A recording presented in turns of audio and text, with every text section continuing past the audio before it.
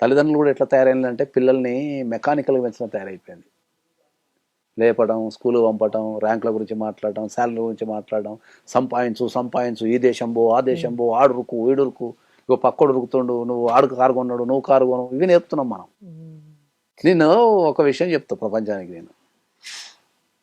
ఇప్పుడు నేనున్నా అనుకున్నాను, సపోజ్ చెప్తున్నా, నేను డబ్బు లేనప్పుడు డబ్బు సంపాదించాలని అనుకున్నా.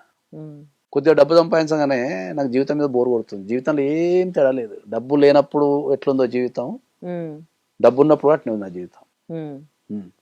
తేడాలు ఏంటంటే అప్పుడు 500 చొక్కా వేసుకున్నట్టు ఇప్పుడు కొద్దిగా బ్రాండెడ్ చొక్కా వేసుకుంటున్నాను అంతే. అప్పుడు నార్మల్ ఫోన్ వాడుతుండే, కొద్దిగా ఐఫోన్, కొద్దిగా కాస్ట్లీ ఫోన్ వాడుతున్నాం అంతే.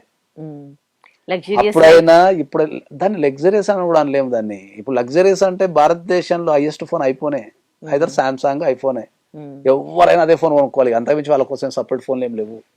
ఎవరైనా గదే నెట్వర్క్ వాడాలా, 1000 కోట్లు ఉన్నాడు అదే నెట్వర్క్ వాడాలా, ఏం లేనోడు కూడా అదే నెట్వర్క్ వాడాలా, గదే రోడ్డు మీద తిరగాల. అర్థమైందా? డబ్బులు ఏ మనిషికైనా సరే ఫైనల్ గా 3 పూటలు తిండి, ప్రశాంతంగా నిద్ర, ముచ్చట పెడతాను 4 మనుషులు. ఇదే జీవితం. నీకు డబ్బు ఉండని, డబ్బు లేకపోని, ఈ 3 ఎవరి జీవితంలో అయితే ఉంటాయో వాడు కింగ్. ఇంకా